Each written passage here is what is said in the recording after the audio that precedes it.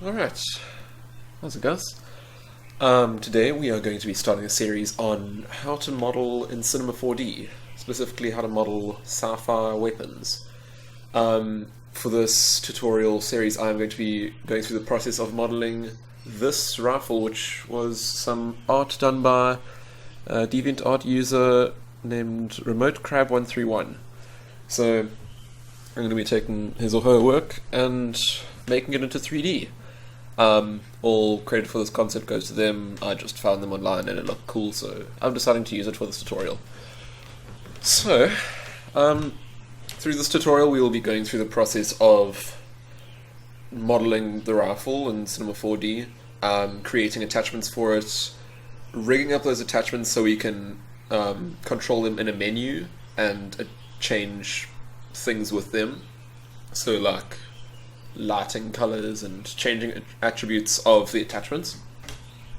And from there we will be going into unwrapping UVs for the for the rifle, and after that we will texture it, and yeah, then it'll be done. So it'll be going through the whole process of creating it. I'm going to try to keep it not low poly but medium poly count, so like it isn't really CPU intensive. Anyway, let's just begin. I'm going to be starting on the very basics of the concepts of modeling in Cinema 4D. So how everything works, I'm going to be going through the processes and how to use all the tools from pretty much the very basics. So what we first want to do is we want to download the image of our concept or whatever we want to create. So you can do this in Photoshop. You can create your own little gun texture, just like a little 2D image, or even just like an outline of it or whatever. Anything, so you can just create a concept of what you want to make. You don't have to do this, but I just find it helps a lot. After that, you just download the image that you found. I've already got it on my desktop. Over here. Boom, it's over here. By the way, I have a really cool desktop image. I made it. Really stoked with that. I can do a tutorial on that at some other time if you really want. But anyway, so you got your image. You're going to want to import it into Cinema 4D now. So what we want to do is we want to make a plane in Cinema 4D that we can put the texture on so we can reference it all the time. So to do that, you go up into the top bar over here where the little cube is, click and hold it, and then go to plane and then let go. That'll create a plane in your scene. This top bar over here is basically creating primitives. It just makes basic objects that you can put into your scene, and you can't directly edit them with Polygon Mode or anything like that. They're just default objects in Cinema 4D. So we're going to be starting with the plane over here. We're going to want to go into the attributes down in the bottom right, and in the width and height segments just change that to 1, just to save some space. From here we're going to want to go down to our bottom where it says create, edit function and texture. Just in that little box below it, double click. That's going to make a little circle. Double click on that. These are your materials. These are what you use to color in your objects in Cinema 4D. You can change reflection and everything in there and do whatever you want with it. So we're going to change this to rename it up in just below the image of it. Reference image. And we're going to want to turn off color and reflectance. Color is basically what color the object is, but it has shadows on it. And when we're using a reference object, we don't want to have shadows on it. We want to see it clearly the whole time. And reflectance is the lighting, how it all works. So we're going to want to go to luminance, which is basically, it'll make it a flat image, so there's no shading on it. So click that, and then make sure luminance is selected, so luminance is in yellow. Then go over to texture, load image, with the little arrow near texture, load image. And then go to wherever you saved your image, and then open it. Do you want to copy the thing to the project path? Yeah, I might as well, because we're going to be coming back to this later. You don't have to if you don't want to create a copy of your image, but I might just delete that off my desktop some other time, so I want to just create a copy just in case. So It looks a little strange now. It's kind of warped and everything, but it's fine. It'll show up alright on our plane, which is what we're going to be applying it to. So just drag this to the side down here, so you can see our plane again, and then down where we created the texture, just click it and drag it on there. You'll notice that it is probably going to be out of proportion, out of ratio. So what we want to do is select the plane up here in our object manager, and then we want to check down here in our resolution. So if you close this window, then you can just double click on down there in your reference to get it back open. We want to check our resolution, so it's 3000 by 792. So we'll put that into our width and height of the plane. So 3K by that's an 892. Boom, and then it'll be in the right ratio that we want. So we can go ahead and close our. Oh, sorry about that. I just had some Sprite. We can go ahead and close our color material manager, and yeah, now we have the reference image that we want. We're going to want it to stay upright like that. So we can go ahead and click this little down arrow near orientation and click Z minus, that one. You can click Z minus and then it'll orientate it the right way. So we're going to be modeling ours this way. Try keep it in the middle as much as possible, but you do want to move it back. So move it back along this axis a bit so we can model in the middle and we can still see this behind it. So just move it a little bit back, doesn't really matter how much. I'm just going to make one a nice round number, so 1000. So there we go. Now, whenever we create objects, it'll appear in the middle, but it won't intersect with that. One thing that I would like to do before I go on is, when I have the plane selected, I want to go into tags, Cinema 4D tags, and then protection. That just means that we can't move the object. So if we click it by accident and then drag it off into the screen, then it won't actually move. It can still do that though, which is a problem, but it's fine. It just means that we can't accidentally move the thing around and then mess up our reference. I think someone's home. 1 second.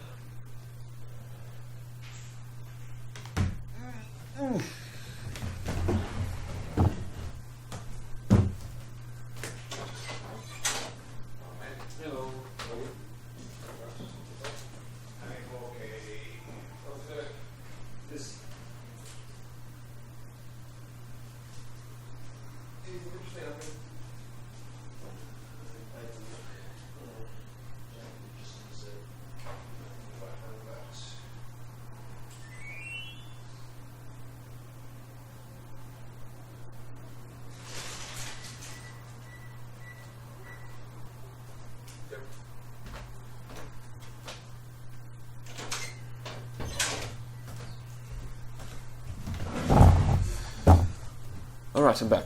So, sorry about that, my dad just came home and I went to say hello. So what we're doing now is we have added a protection tag to it, which means we can't move it around if we click it by accident. So say I'm working on a model, and then oops, I click it, and then I drag off. Normally that would move the object, but now it's not going to. It's just a little safety precaution. So, what we want to do is block out the model basically. We're going to do this mainly with some primitives. So what we want to do is grab a cube, so click and hold there, drag cube, bam, done. And with this we can drag it long and short and all this kind of good stuff. You can do that by just grabbing the little orange dots there. So now we want to be able to view it from the side, like parallel to the plane. So we click with the middle mouse like that, or we can click on this little sign over here, which is it's like a window with a little window in it. Click on there, and then wherever you middle click in, whichever one of these windows you middle click in, or click the little window within a window in, it'll change to that view. So you can click out, click into another view, click out, click into another view, and all that. So these views are top, right, and front, all fine and good, but they're all wireframe modes. So we're probably going to be working in the front mode, like looking from this direction, which is down here. So we're going to need to see the texture. So what we're going to do is go display, and then constant shading, and then that'll show us the texture. In this mode, you can pan and zoom, but you can't rotate. Or you can rotate, but it does it weirdly like that, so we don't want that. So we're going to middle click in this view to go into it, and then we're over here. So now what we want to do is just model the basics of the gun. So we just want to get the key features in to just see how it'll all look in the end. So we can use these two orange dots to kind of position it. So we're just going to start with a nice little, I'm actually going to give this a few more segments. So like this. Actually, go into constant shading with lines, because that'll, show you the line details and such. So I'm just going to give it 3 by 3 by 3 on my cube. Press C to make it an editable object. So now we can actually move around the polygons. And now what we're going to do is, okay, I'm being silly. Never mind. Delete the cube, create another cube. I messed up. Okay, what we're going to do now is we're going to go out of here, and so we want to see both of these windows at the same time. So, like that. So you want to be able to measure it up on here, and be able to see the 3D view in here at the same time. So, we're going to do the same thing. We're going to model out the gun. Don't worry about these top right and bottom left views. We're just working with the top left and bottom right views. So what we want to do is basically model it out. So once you have your cube, press C, and now it is a polygonal object. So now you can edit all the sides, create new polygons on it, and it'll still be the same object. It has a lot more capabilities than just the primitives that if you click and hold down here, then yeah, it just makes it editable, so you can edit it, So what we're going to do now is, what I've done is on the left here, there are a couple modes. I want to go down to Polygon Mode and, get a feel for, well, basically what Polygon Mode does is it lets you select the sides of it. There's also Edge Mode, which lets you select the edges, like you can see here, what's being highlighted. And there's Point Mode, which lets you connect. Oh my gosh. Whew, okay. There's Point Mode, which lets you select the points. So, like where all the edges meet and stuff, that's where the point is. So you can see there. But we're going to be working in Polygon Mode. So we want to just plan this out basically. So grab the front, and now we can move this around like that. Whoop, whoop, whoop. See? And we're just going to try and model it along here. So now, as you might know, T is for scale, R is for rotation, and W is for world. E is for movement. Sorry. So R, T, E, all this. Now I'm just going to fiddle around with these. You should know how they work. So scale down to get it along the edge. It doesn't have to be perfect. It's just, very rough. This isn't going to be the final product. This is just planning it out. So get this down here, and there you go. That'll be the first bit of it. From here, we can select the front of it, and then we right click and say Extrude. This basically adds another section to the cube. So you can see it pushes out the edge to create more portions of it. So we can take this edge now, it should be already selected, and then move it along like that. Extrude it out a bit more to there. Extrude.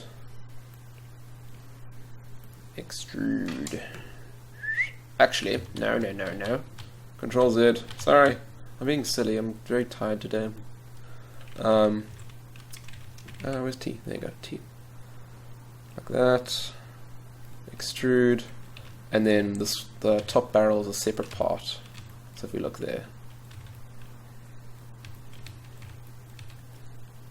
extrude along there, like that. It's going to be a very slow process. Just going to be a chilled series of videos of me messing around almost to create something. So there we go. We got the little base part of it for the first section of it. So now we're going to go to the back, extrude, put it down there, 'cause there's a little thing there. Actually going to go into edge mode now, grab this top one, move it up there, grab the top, extrude the top, rotate it like that. I think that's right. Yeah, pretty sure.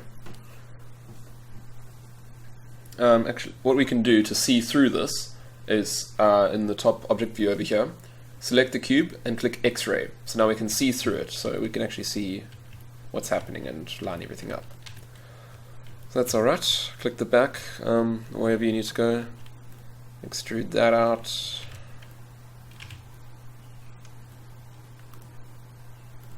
Extrude. Extrude, extrude, extrude. There's a lot of extruding happening. Extrude is going to be one of the main tools that you use for this. I'll explain the rest of them as we go along and we need them. Doot. Doot.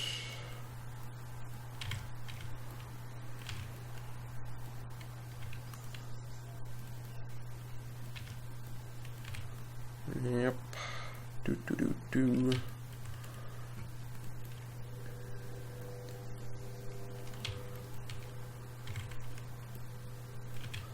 And there we go. That's the basic butt of it.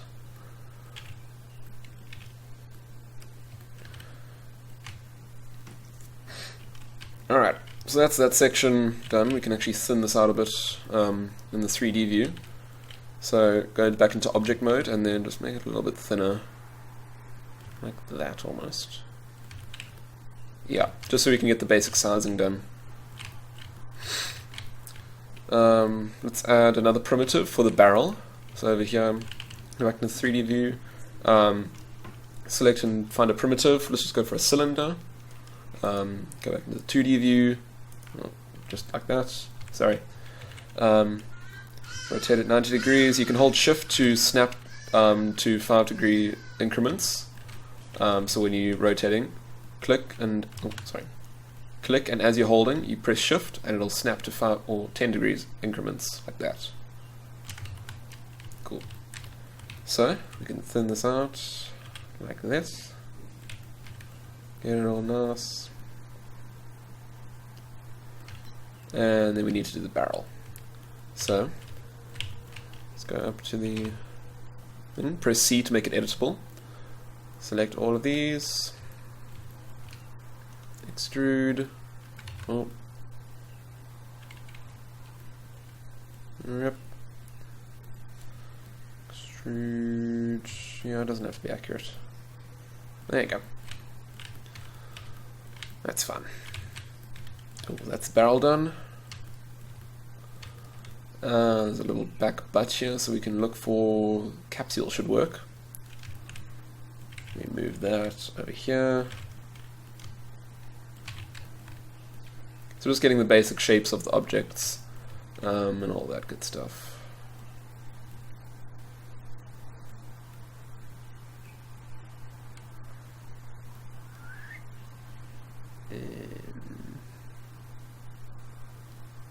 This is actually a bit too fat. So I'll press T, move that in like that. It'll work out. We'll figure it out. Yeah. So you can actually go back and make these both X-ray as well, like we did with the cube. So select them, go down to here, click X-ray. That's good. There's another little. I'm just going to very loosely model this. Oh, sorry, just very loosely. So like that. I'll go into more detail in later episodes, but this is just going to be the basic blocking of it. Right click, select Polygon Mode, right click, extrude, extrude out, there, that's looking good, and then one more, just a cylinder, that we can rotate that, drag it down here, Make it bigger, and then make it thinner. And there we go, that is the basic of our rifle. That is the basic blocking that we're going to be using as a reference as to where to position things and all the good stuff. Next video we will be going into creating the first pieces of our gun. We'll be making the center bit and basically fleshing it out and creating a good actual mesh for it. So, yeah, that's about it for this episode. Thank you for watching, and be sure to check out my next video in the tutorial and some of the other videos in my channel. Channel. Yeah.